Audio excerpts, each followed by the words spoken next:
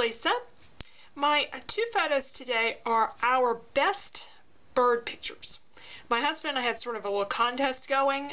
It started out my trying to take a picture of the birds in the snow from the inside of the house, and they kept flying away every time I get close to the window. So he showed up with the camera after a while and had these pictures, including this one, which was a beautiful shot. Not to be outdone, I kept trying, and I finally got a good picture of several of the birds at the feeder. So I want to put these on a page with a fairly neutral background. This paper, I don't know where this came from. I have had this a really long time. It's one of those very thin papers. It doesn't even have any labeling or anything on the back. I don't think it came out of a pack, though. I think I bought it as an individual sheet. It has a lot of shine to it, so I realize that may catch the light here and glare on the camera, so we'll work with it fairly quickly and then get it out of the way. I'm going to be also using some 8.5 by 11 smoky slate cardstock from Stampin' Up. This is their new light gray color, and I love this. They had an old color called Going Gray that they did away with, and it was so nice when they brought back a light gray, because there's so many things that you can use light gray with. They look really good with black and white photos, or in this case really neutral photos. I want to give my photos a little bit of a frame, since it was sort of a photo contest. I want them to look like they were, you know, photographs that you might see displayed for somebody who did photography. And a lot of times people use a really small black frame and then a wide white mat.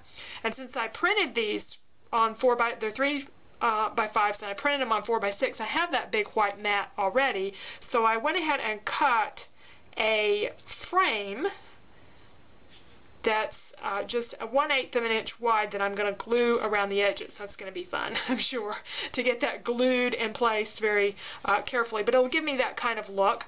And on the gray background, this is going to be a good place to put the journaling and do some stamping. So here's the sketch. Got my journaling here, my title. I have a couple of different reds that I'd like to use. I'm not going to make this an all neutrals page. I do want to add a little bit of color to it. I also want to use some embellishment groups with a camera, and I have a couple of different camera stamps. I think I like this one the best because it's a solid image. That stamp's really nice in black.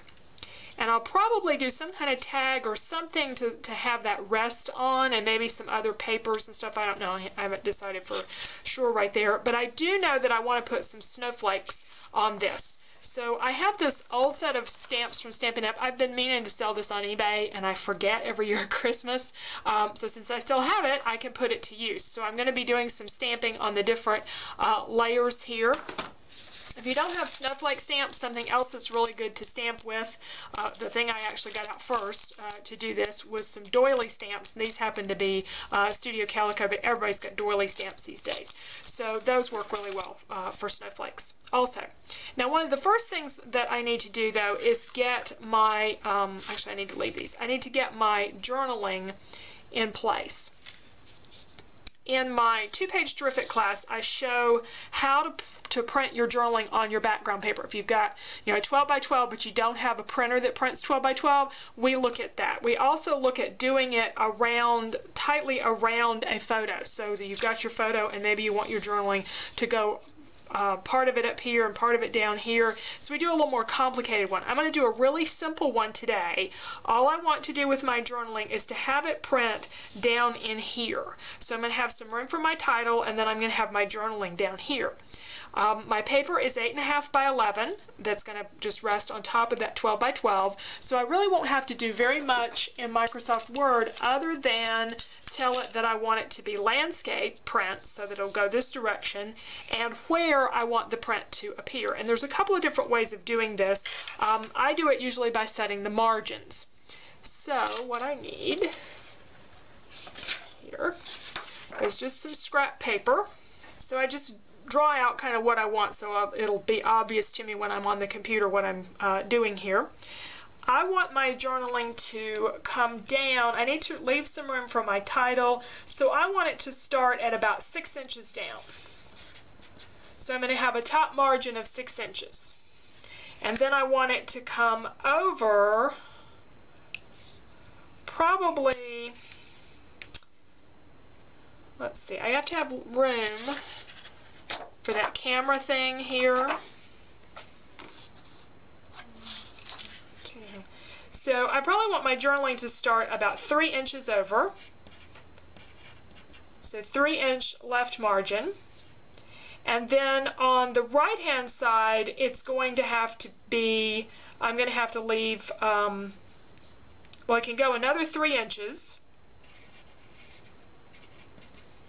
And then over here, this is going to end up being a margin of 1, 2, 3, 4, 5 inches. Okay. So if I have a 5-inch right up margin and a 3-inch left margin, that leaves me 3 inches of space that I can fill up. And I can go all the way down to like within a 1/2 inch on the bottom. So this is my bottom margin. Okay. So top margin of 6 inches, left of 3, right of 5, and a bottom of a 1/2 inch. And that will get my journaling printed right in here, so then I can do all my stamping and all my other stuff around that. And I'll show you the screens in the video of how I do this. So in Microsoft Word, I first changed the orientation of the paper because I want to print this going across. So I'm going to go to Orientation and choose Landscape. And then under Margins, I'm going to come down and pick Custom Margins. And that'll bring up this little pop-up dialog box where I can specify the top, bottom, left, and right margins just like I made notes on my paper. And then I just type in my text and send it to print, and voila, it's printed. If it's cardstock, I will go ahead and send it to print because I can always print on the back side if it doesn't work out. If it's designer paper, I will usually do a test print. So here is this one printed out with that top margin of 6 and our left and right and then a bottom margin of a 1/2 inch.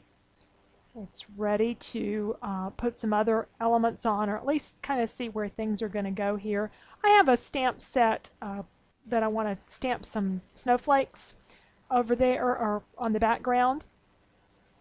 I've had that stamp set a while. I keep meaning to put it on eBay and I keep forgetting every year at Christmas. I don't have this particular ink color, but I'm going to use the Weathered Wood Distress ink, and I think that'll give it a nice gray tone for the stamping. So let's speed things up here as we go through and just add a little bit of stamping around the text that I've already done. And up at the top where I know it's going to show above the photo.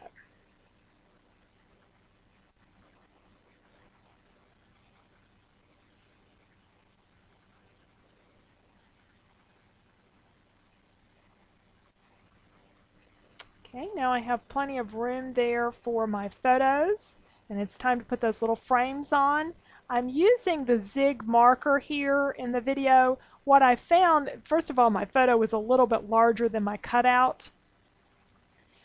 So I trimmed the photo down and I used the Zig pen to glue this on. It didn't stay all that great. I ended up having to go back and add a little bit of Tombow adhesive under the corners to kind of hold it in place because it was such a very thin edge there, and I still had a little bit of white showing, so I just trimmed that off.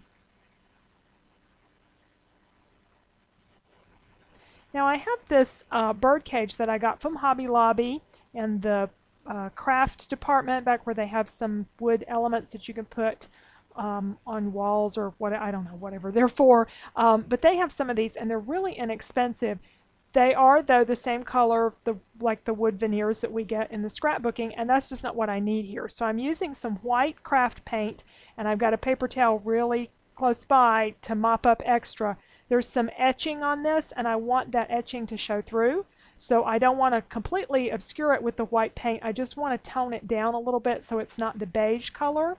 And I'm trying to show a comparison here where I have one that's painted and the one that came natural out of the pack, and it makes such a difference to add that little bit of white paint to sort of make a little grayer look. Now this next step, I was really not sure about this at the time. This is a very slick vellum. It's kind of almost a sparkly look to it, and I'm stamping with some archival black ink. Even using archival ink, I'm going to have to let this dry since it's vellum. My intention is to cut the feathers out, and since they're going to have some drying time, I decided just to go ahead and stamp a whole bunch of them and we'll see if they work. If they don't, I haven't lost that much vellum. So we'll set that aside to dry. And while it's drying, I can go ahead and put a little bit of stamping on that shiny background paper. I'm just using some of these stamps from this same set that, as I say, I keep meaning to sell because I've used it on as many Christmas cards as I think I'm ever going to. But it did come in handy here. We don't typically have that much winter weather, but this year I've had plenty of opportunities to stamp snowflakes and do wintry kind of pages. And we didn't have nearly the bad weather that most people had. Alright, so I'm heating this up just to have some white snowflakes on this silver paper. A lot of it's not going to show, but you can kind of get a little bit of an idea there above, and you'll see the area below as well. About ready to assemble. I have the bird cage there on the left. I had intended to put the camera both on the left and on the right, but I'm not sure a camera and a bird cage are going to go together all that great. Unless I can link them together perhaps with those feathers. So I stamped my camera, and I did cut the feathers out, and they look pretty good. I thought they might be too dark or just, I don't know, but they came out pretty good.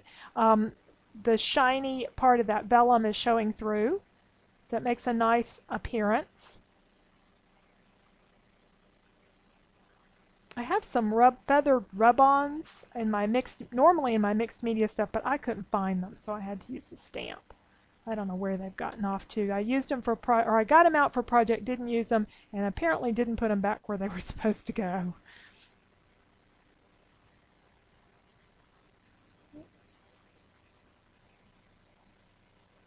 Just glue everything on with a little bit of liquid adhesive.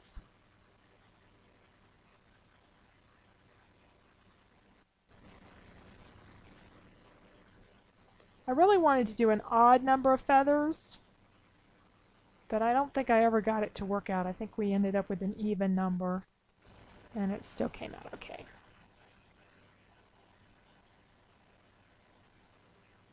Now the last thing I want to do is add some stickles to this. I considered using these glazed brads, some silver ones from Basic Gray, but I thought they would be a little heavy, so I'm just using some silver stickles in a few spots, and then I can let that dry. Have our page all done, and I followed the sketch pretty closely for this, except I didn't end up using a tag here. I used really two different kinds of embellishment groups. The wood die cut or the wood cut from Hobby Lobby, and then the stamped camera, and what's tying them together are these stamped feathers that were stamped on a vellum, kind of a shimmery vellum. Got some stamped snowflakes in the background, and then used this little narrow black frame to kind of make these look like regular photographs. So thank you for watching, and I hope you'll check out my blog for other projects. I have a new newsletter. Be sure and sign up for that. And I also have a lot of classes and things going on, so I always love to get your comments and feedback, and thumbs up if you like the videos. I really appreciate that. So thank you so much again for watching.